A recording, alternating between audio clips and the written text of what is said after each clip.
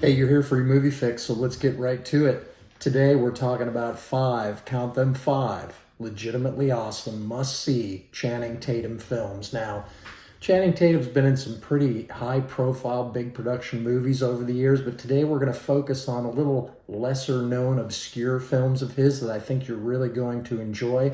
And we've saved the best for first because number five on this list is Fighting. Now, the movie Fighting focuses on Channing Tatum's character. He's kind of living on the streets of New York. He doesn't always have a place to sleep at night, and that's kind of, who his character is in this movie. He's just trying to make it every day, and he kind of teams up with Terrence Howard, who co-stars with him in this movie, and kind of gets him into kind of some fighting opportunities to fight to make a living, and maybe try to move up in the world. And that's about all I'm going to tell you about this movie so you can experience it and discover it for yourself. But this is by far my favorite Channing Tatum movie. It's, I believe, one of his best performances, if not his best. And like I say, him and Terrence Howard really have some chemistry in this film and really put together a fantastic film. The director, Dito Montiel, I want to make sure I'm saying that right. I apologize if I mispronounced it, but boy, he put together a great movie here. There's fighting in this movie, of course, as the title suggests. Certainly some fights in this movie, but there's also a nice kind of romantic subplot. This is a pretty gritty movie, but also very entertaining, and I hope it's one you check out. It's called Fighting. Now let's move on to the next movie on this list. It's called The Guide to Recognizing Your Saints. The reason that I put this movie next on the list is that it's also directed by Dito Montiel. Again, I apologize if I'm mispronouncing that, but he actually made this movie before he directed Fighting. The Guide to Recognizing Your Saints is actually based on Dito Montiel's kind of life story, his memoir, and he wrote the script, adapted the screenplay from his book, and directed it. It is an equally very good kind of early movie of Channing Tatum's. These kind of movies early in his career really solidified Channing Tatum as one of the best actors of his generation. This film fits into that category. He co-stars with Shia LaBeouf in this movie.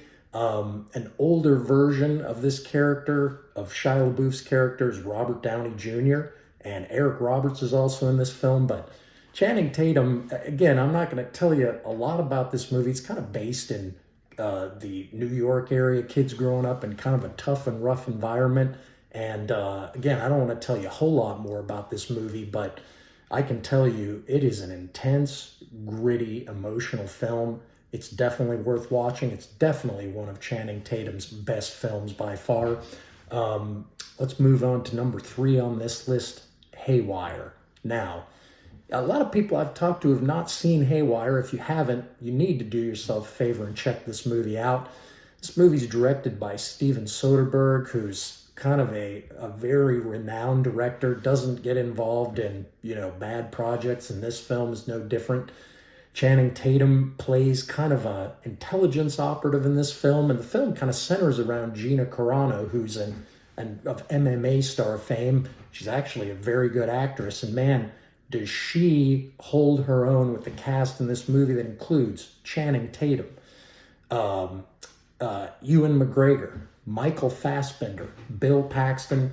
Yes, it's an all-star cast, and they really put this movie together. I mean, yes, there's some action in this movie. Clearly, there's some fighting with Gina Carano's presence in this film, but it's also a very well-scripted, kind of a gritty espionage spycraft movie that really keeps you engaged throughout. And Channing Tatum plays a big part in this movie, kind of keeping it that way.